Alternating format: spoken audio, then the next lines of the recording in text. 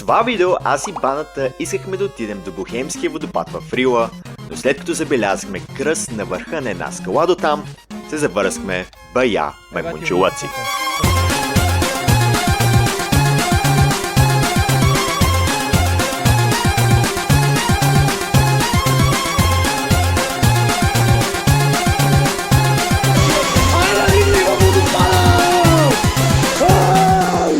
Това ще е интересно вече.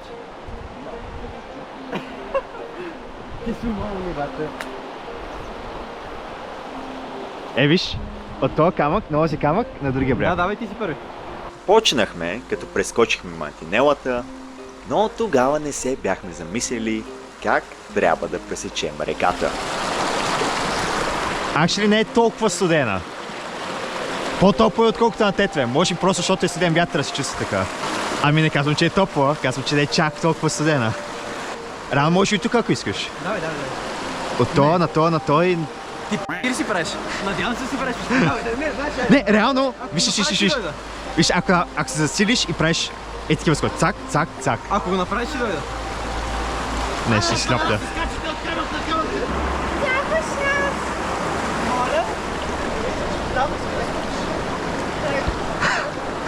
Се плосеш, много хубаво се плосеш.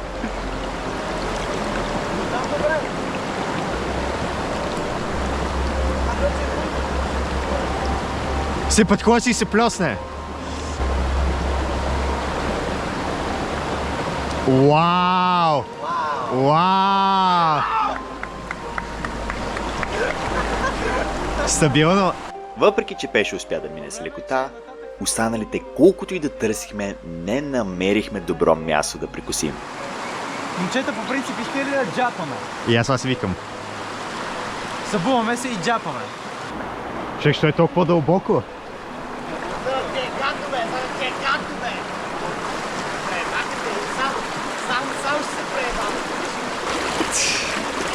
О! Ще ги метна. Ще ги метнеш ли?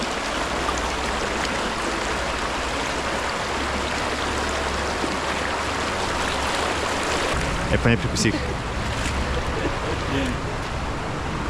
Сега съкнем. Но все пак успяхме всички да преминем. Та ще пътека ли е? След това продължихме напред, като се опитвахме да минем без да трябва да заобикаляме нищо. Аз се качих по скалите, брат, мани. Което ни доведе до тази цепнатина в скалите. Сейк. Така как трябва да го изкачим въобще? Аз не мога да се проболя тук, брат. Много съм широк. Широките ремена. Вау! И ще ти хвана да берем за газа. Не, чакай. О, окей. Ще панеш върху мен. И аз се опитам да ти хвана. Ма няма гаранция. Ето. Добре, сега може да пуснеш и този клон. Възможно ли? Той не е клон, брат. Малко пръчка.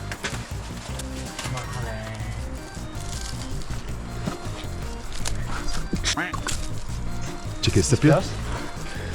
Дай ръка, бе, брат. Да, чакай. По-лесно е. Хвани се сега. И се катери нагоре, защото няма да се събереме. Не мисля, че дверце ще е по-добре. Не. Добре. След това просто беше сравнително лесно изкачване. Ти отиваш, бе!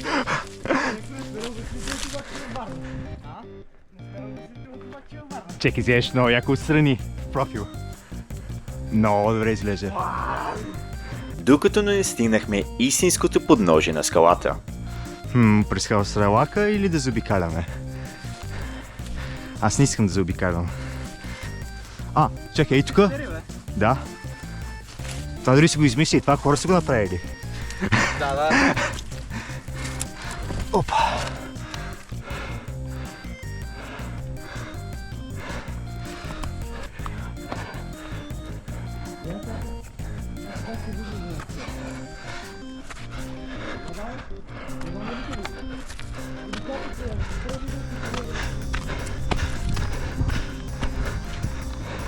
А междувременно Пешо реши да мине по малко по-различен път. О, човек! Брат, това изглежда ужасяващо страшно.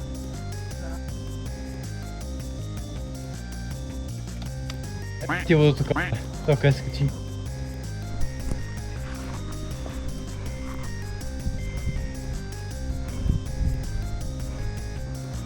Брат! Човек, не мога да те гледам.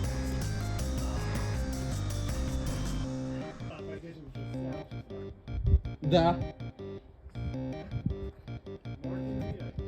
Това дори на телефона изглежда страшно, брат.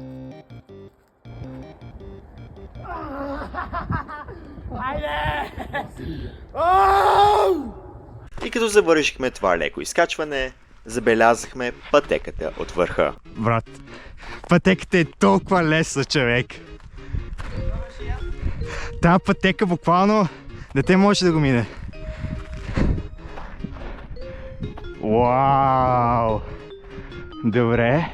Чек, виж я, ти смееш през полянка. Но каквото и да си говорим, гледката на върха си заслужаваше усилията.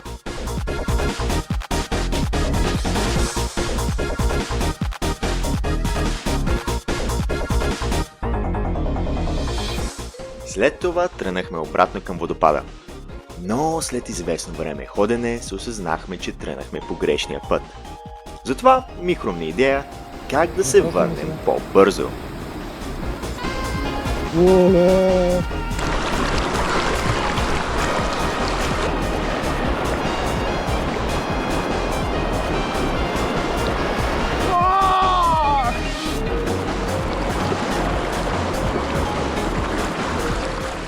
Аз може да не успях след като си удари опашката, но Пешо беше убеден, че ще се справи по-добре.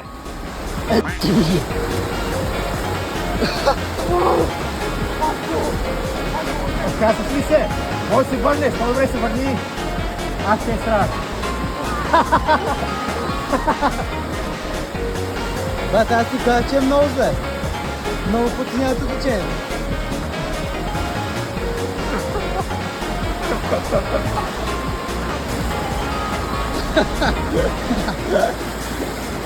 Борба срещу течението. Ръка искаш ли? Поне не беше за нищо, защото след това намерихме едно много забавно въже за люлеене.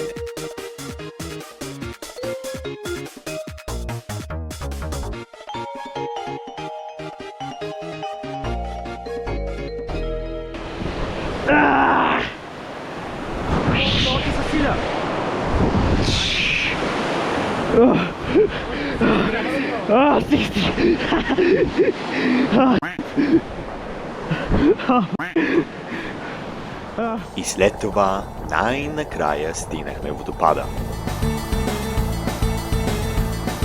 Да отида ли там?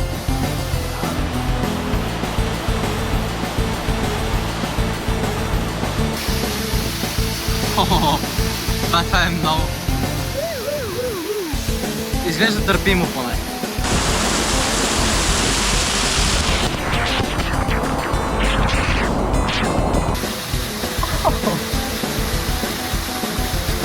Давай като монах.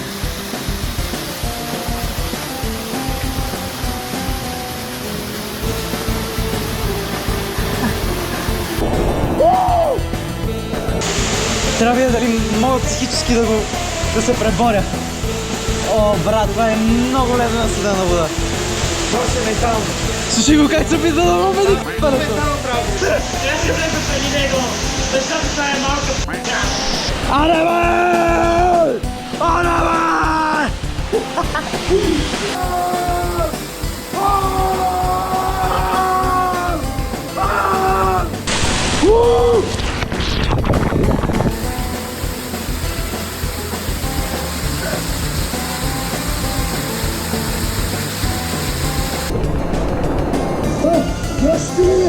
Гащите ли бе!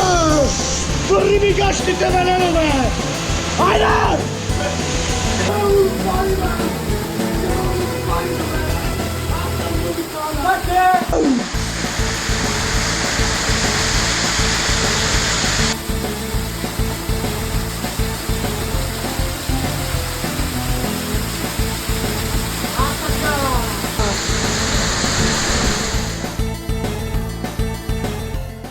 И в крайна сметка си прекарахме много добре и забавно.